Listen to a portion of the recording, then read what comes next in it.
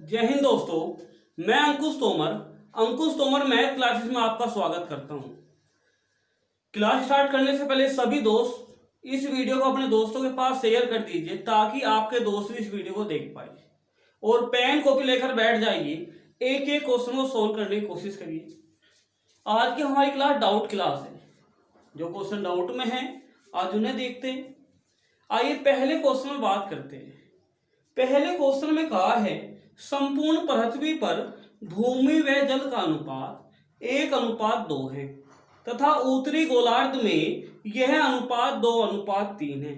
तो दक्षिणी गोलार्ध में यह अनुपात क्या होगा? दोबारा देखते हैं क्वेश्चन में कहा संपूर्ण पृथ्वी पर भूमि व जल का अनुपात 1:2 है तथा उत्तरी गोलार्ध में यह अनुपात 2:3 है। तो दक्षिणी गोलार्ध में यह अनुपात क्या होगा? आइए बढ़ते हैं सॉल्यूशन की तरफ।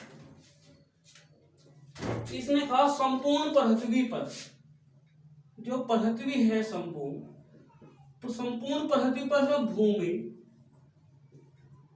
और जल का अनुपात, भूमि और जल का अनुपात है 1:2।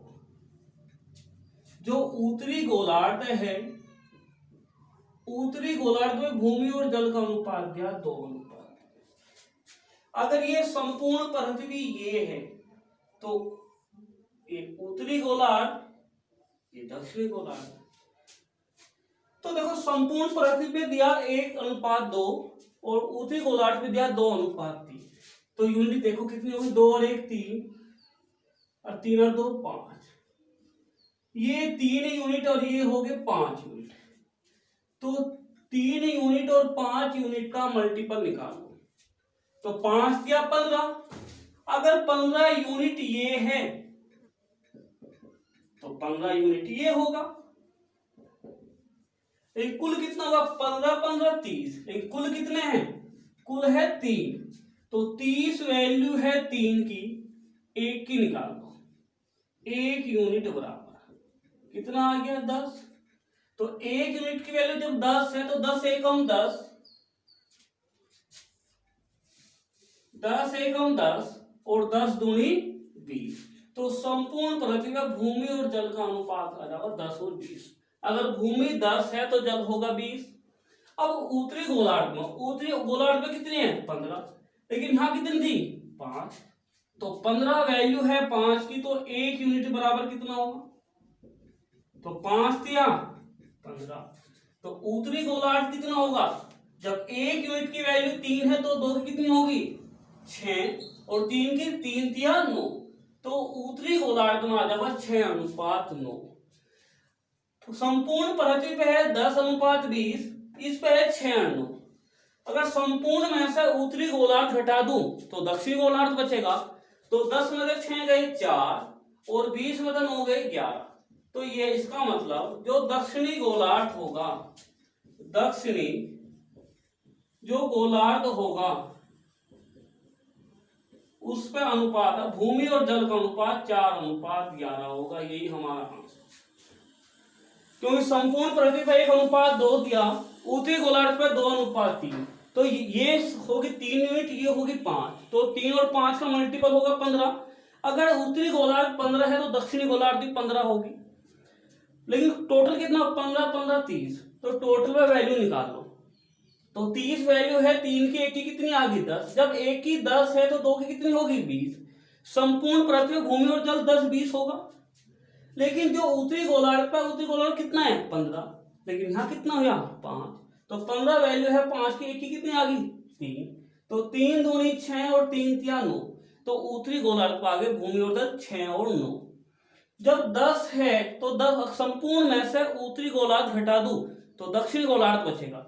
तो 10 में 6 गए 4 और 20 में 9 गए, कितने बचे? 11। तो ये कितने आ गए? 4:11। यही हमारा आंसर होगा। अगर किसी को डाउट हो तो कमेंट करके जरूर बताइए। तो दक्षिणी गोलार्ध में भूमि और जल का अनुपात आ गया 4:11। आइए बढ़ते हैं अगले क्वेश्चन की ओर।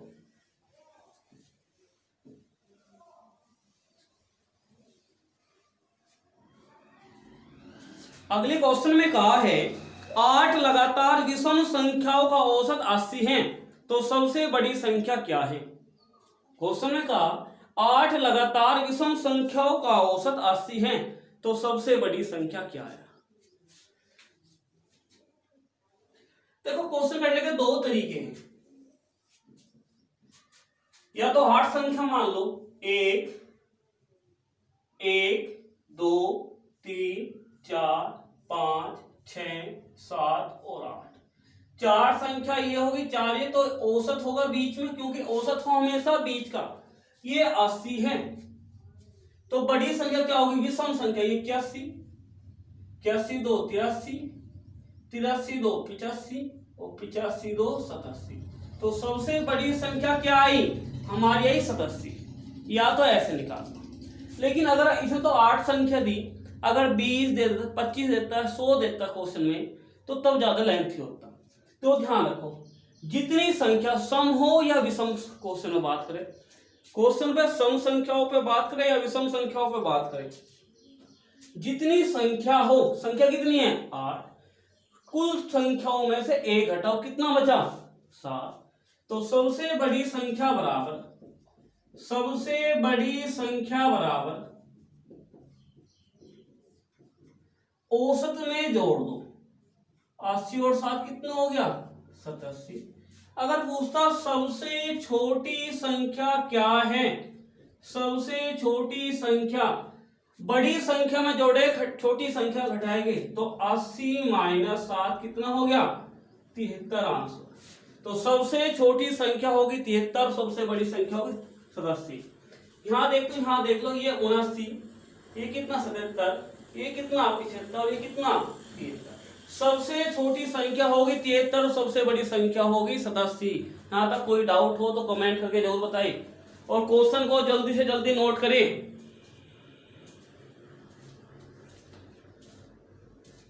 आइए बढ़ते हैं अगले क्वेश्चन की ओर।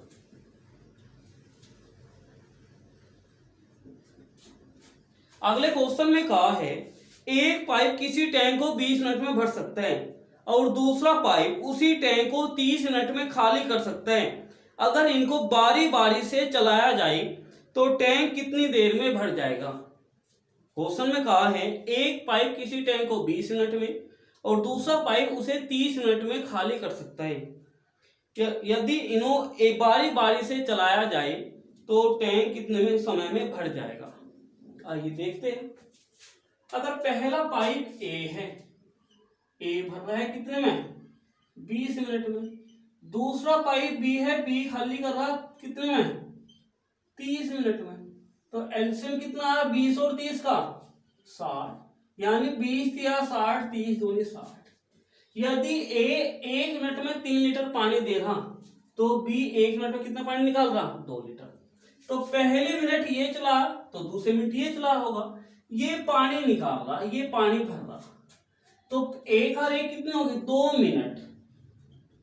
पहले मिनट में 3 लीटर पानी आया, दूसरे मिनट में 2 लीटर पानी निकल गया, तो 2 मिनट में पानी कितना बचा? 1। लेकिन भरने वाले की क्षमता कितनी है? 3। अगर 3 घटा दो तो कितना बचा? 57। हमें 57 लीटर पानी भरना है, तो 57 की मल्टीप्लाई कर दो, 57 दूनी 114, क्योंकि 2 सत्ते 14, 4 का 80 लगेगा, 2 पन्ने 10, 1 11, 114 मिनट। 114 मिनट में 57 लीटर पानी आएगा, और अगले मिनट में ए 3 लीटर पानी भर देगा या नहीं? तो 1 मिनट में कितना पानी आ जाएगा? 3 लीटर हो, तो कितना हो गया? 115 मिनट में कितना लीटर? 60 लीटर। तो आंसर कितना आया? 115 मिनट। यहां तक कोई डाउट हो तो कमेंट करके जरूर बताइए। जल्दी क्वेश्चन को नोट करिए।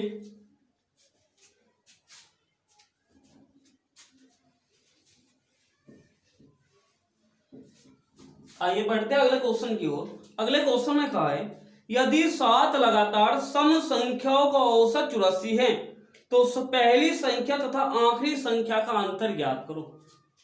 क्वेश्चन में कहा है, यदि 7 लगातार सम संख्याओं का औसत 84 है तो पहली संख्या और आखिरी संख्या का अंतर ज्ञात करो।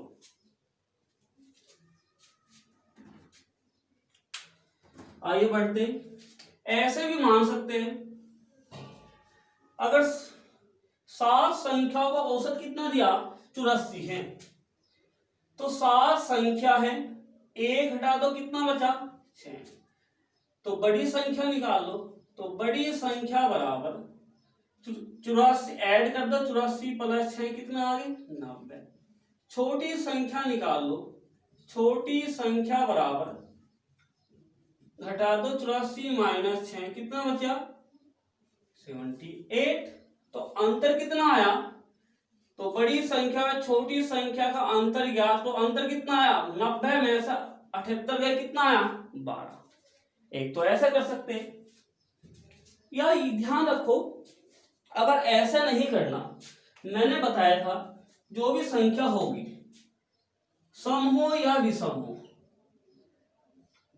अगर 4 संख्या है तो गैप कितना होगा? 1, 2 और 3, यानी संख्याओं से एक कम गैप होगा। और सम और विषम में कितना अंतर होगा संख्याओं में? 2 का। जब 7 संख्याएं हैं, संख्या कितनी है? 7 संख्या दी क्वेश्चन में 7, तो गैप कितना होगा? 1 कम होगा 6। सम और विषम की प्रत्येक संख्या में 2 का अंतर होगा।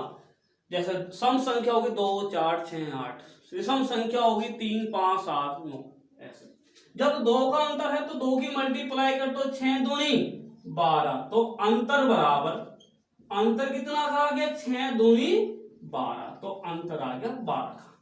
क्योंकि संख्या 7 तो गैप 6 होगा, तो अंतर होगा लगातार संख्या में 2 का, तो अंतर निकाल लो। जब 2 का अंतर है तो 6 पे कितना आ जाएगा अंतर? 12 का। यही आंसर होगा। जल्दी जल्दी क्वेश्चन को नोट करिए, आगे बढ़ते हैं।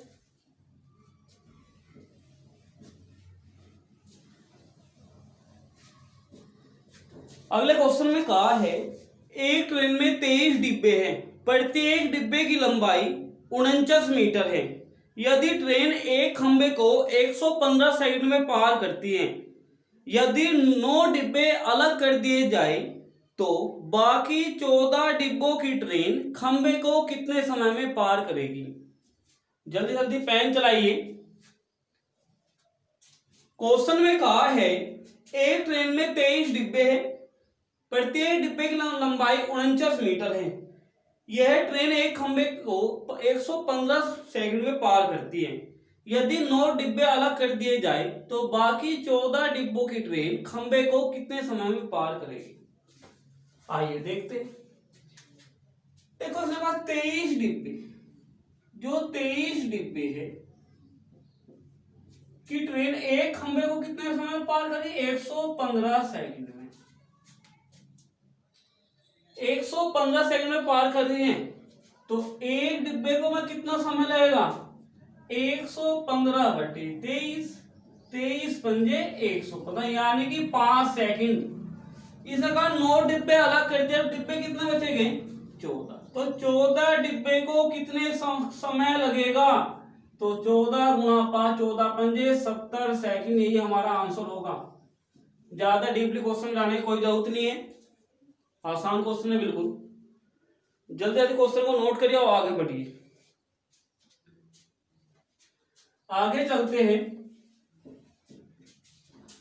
अगले क्वेश्चन में कहा है, 19 व्यक्तियों में से 8 व्यक्तियों का वजन नापा गया और प्रत्येक व्यक्ति के वजन को मापने के बाद औसत वजन निकाला गया, तो हर बार औसत वजन में 1 किलोग्राम की वृद्धि हुई। तो पहले और अंतिम व्यक्ति के वजन का अंतर क्या है? जल्दी निकालिए।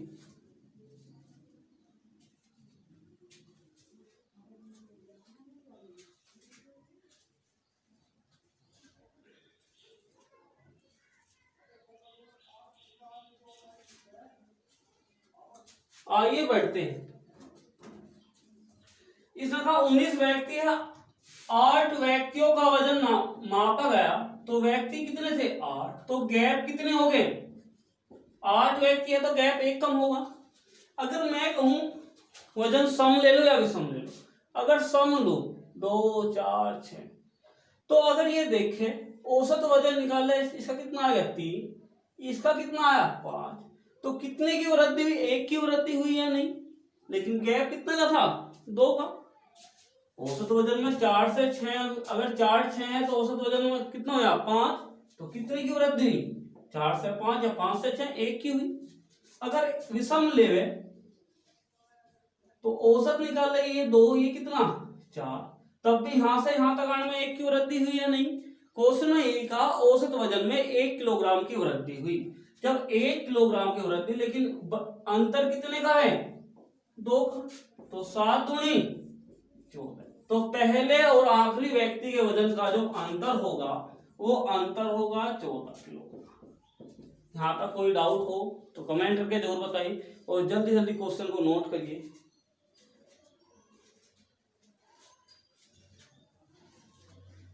अगले क्वेश्चन में बढ़ते हैं।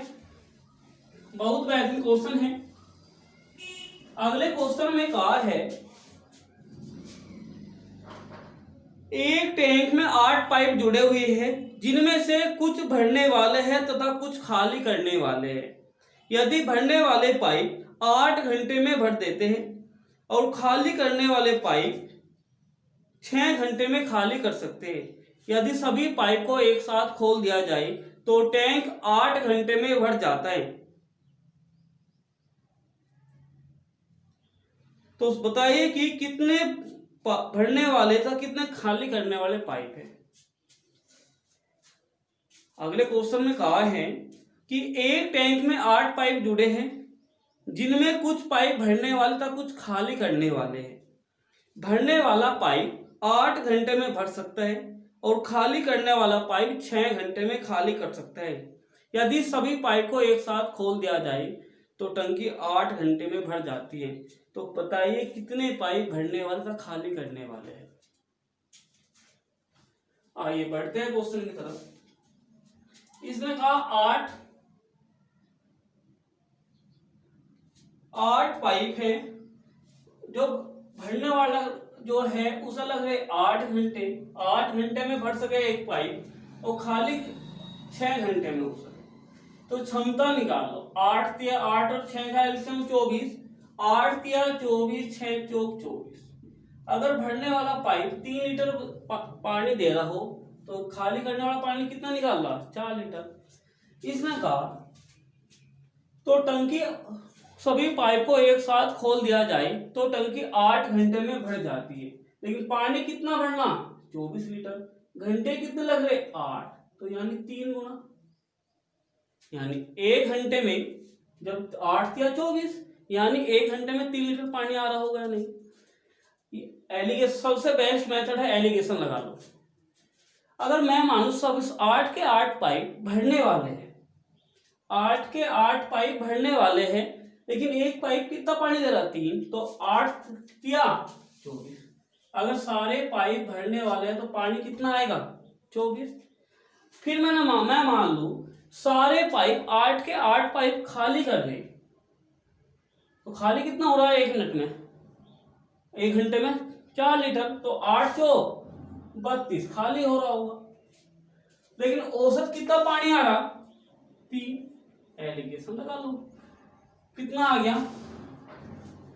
3 में से बड़े में छोटा घटाओ। 3 में से 32 गई, माइनस प्लस, तो 32 और 3 35 और 24 में 3 गए 21। 7 से काट लो, 7 या 21, 7 पंजे 35। अगर भरने वाले पाइप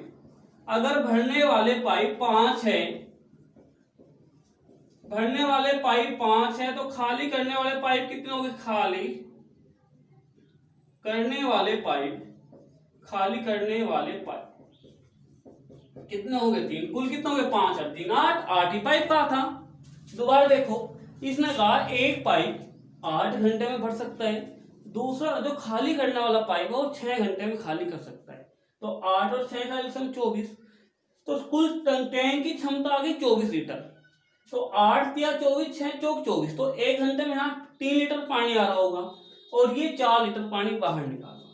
इसमें था यदि सभी टैंक को खोल दिया जाए तो टैंक को भरने में 8 घंटे लगते हैं।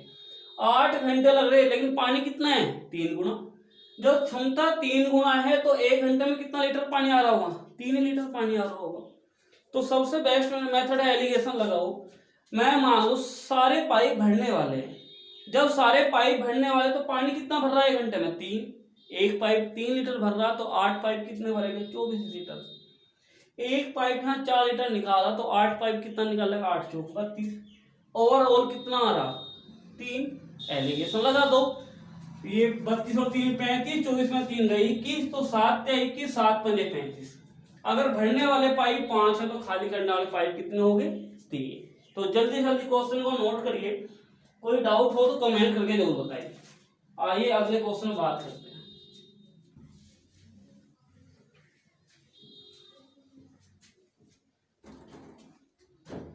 अगले क्वेश्चन में कहा है 13 संख्याओं का औसत 52 है, पहली 7 संख्याओं का औसत 51 है, बाद की 7 संख्याओं का औसत 54 है, तो 7वीं संख्या क्या है? आइए बढ़ते हैं।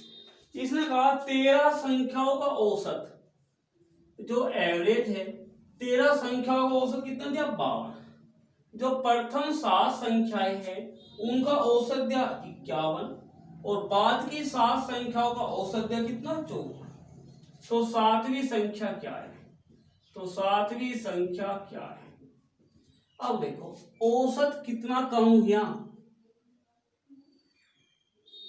1 कम, 1 कम औसत था, लेकिन कितने थे? 7। तो 7 एकम 7। यहाँ एवरेज कितना बढ़ा? औसत कितना बढ़ा? 2। तो 2 सत्ते 14। ओवरऑल कितना बढ़ा? 14 प्लस के है 7 माइनस के 14 में 7 गई 7। तो 7 बढ़ा तो 52 था, 52 प्लस 7 कितना होगा? 59। तो 7वीं संख्या 59 है। ज्यादा गुणा भाग करने की कोई जरूरत नहीं। 13 संख्याओं का औसत 52, 7 संख्याओं का औसत 51 और अंतिम 7 संख्याओं का औसत 54 है। तो यहाँ देखो औसत कितना कम हुआ? 1 कम हुआ, तो -1 संख्या कितनी थी? 7। यहाँ कितना बढ़ा? 2 संख्या कितनी थी? 14। ओवरऑल कितना बढ़ा? 7। तो 7 ज्यादा होगा, तो 52 7 कितना होगा? 59। इस क्वेश्चन को ऐसे भी कर सकते हैं, योग औसत बराबर होगा, औसत बराबर हो कुल संख्याओं का योग या कुल योग, कुल संख्याओं का योग बटे कुल संख्या, कुल संख्याओं का योग बटे कुल संख्या। तो योग निकाल लो, तो टोटल कुल योग निकाल लो, तो कुल योग आगा 13 गुणा 52। इस क्वेश्चन को अपना करियो, पहली 7 संख्याओं का योग, पहली 7 का योग 7 गुणा 51 और अंतिम 7 का योग, अंतिम 7 का योग 7 गुणा 54। इन दोनों को जोड़कर अगर ये x है ये y, तो x प्लस y में से 13 गुणा 52 घटा दो तो हमारा 7वीं संख्या आ जाएगा। बात समझ में आई या नहीं? आइए बढ़ते हैं अगले क्वेश्चन पे।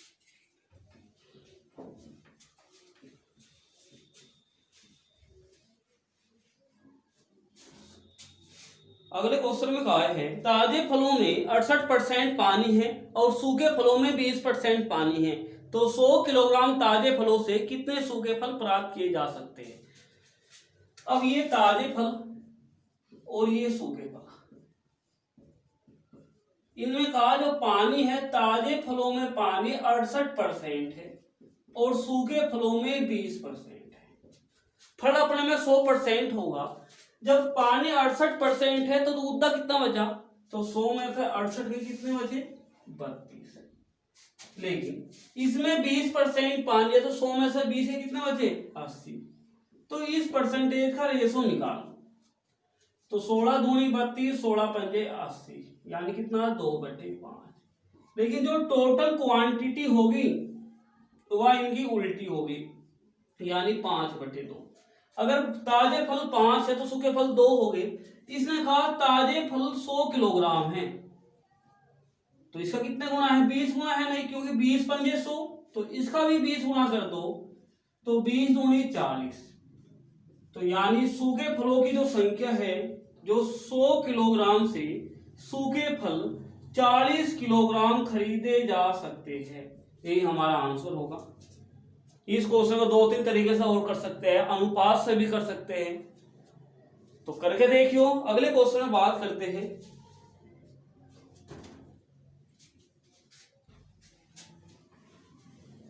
इसे कोई डाउट हो तो कमेंट करके जरूर बताएं और वीडियो को शेयर करते रहें। अगले क्वेश्चन में कहा है, एक दुकानदार के पास कुछ सेब थे, उसने कुल सेबों का आधा सेब और एक सेब का आधे सेब पहले ग्राहक को दिया, फिर बचे हुए सेबों के आधे सेब और एक सेब का आधा सेब दूसरे ग्राहक को दिया। इसी तरह उसने तीसरे, चौथे और पांचवें ग्राहक के साथ किया। यदि अब उसके पास 3 सेब है तो शुरुआत में उसके पास कितने सेब थे? तो जल्दी जल्दी पेन चलाइए।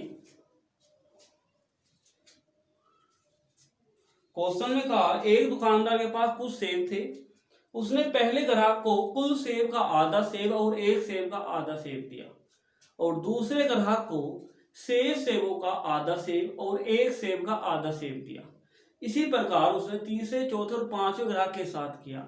यदि अब उसके पास कुल 3 सेब है तो शुरुआत में उसके पास कितने सेब थे?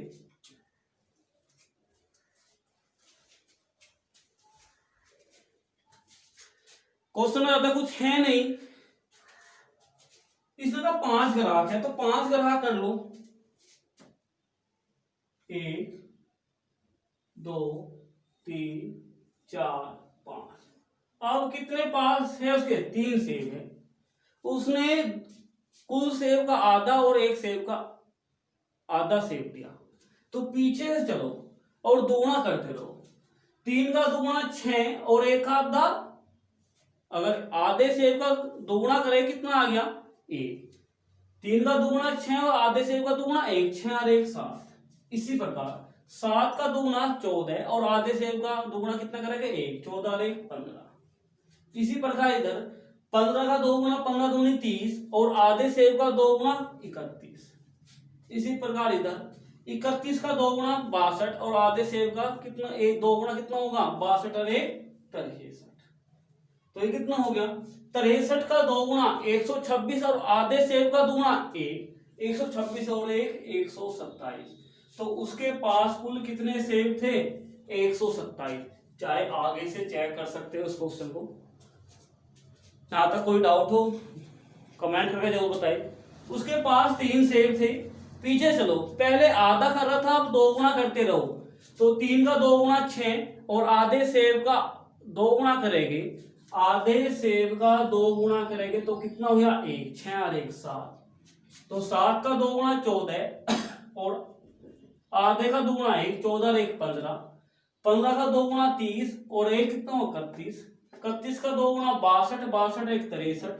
63 का दोगुना 126 और 1 कितना हो गया? 127।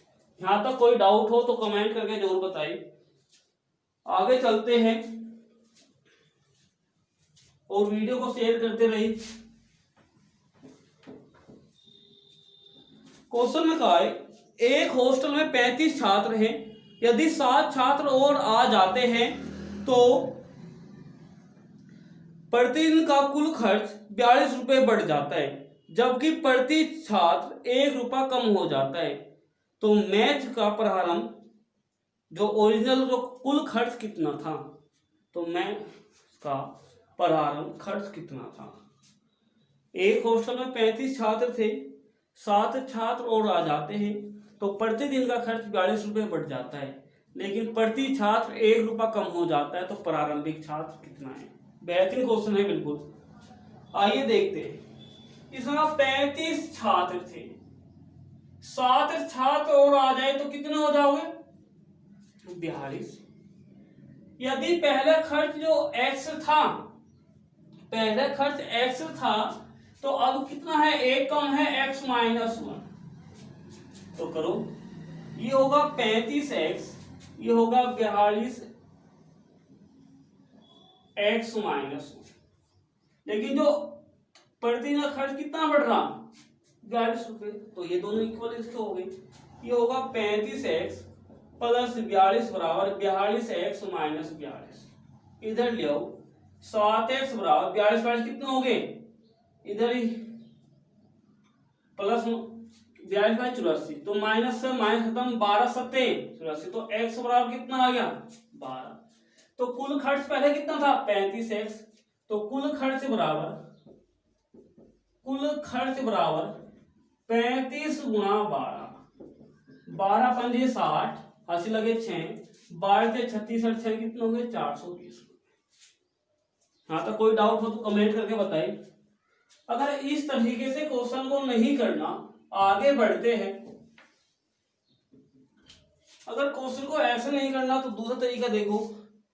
अगर मैं मानू प्रति छात्र जो खर्च है 1 रुपए, लेकिन छात्र कितने थे 35। अब छात्र कितने हो रहे 7 छात्र है, तो छात्र कितने हो गए 42, लेकिन खर्च कितना बढ़ा 42 रुपए प्रतिदिन बढ़ गया। लेकिन अगर अब प्रति छात्र 1 की कमी हुई तो अंतर कितने का है 1 का। तो एलसीएम ले लो 5, 35 और 42 का, 7 से काट लो, 7 पंजे 35 और 7 छंग 42, यानी 5 गुणा 6 गुणा 7, 5 सत्ते 35 यानी 6 माइनस 6 सत्ते 42 यानी 5 माइनस कितना हो जाएगा 5 दूनी 10 और 5 चौक 20 और 1 21 बराबर 1।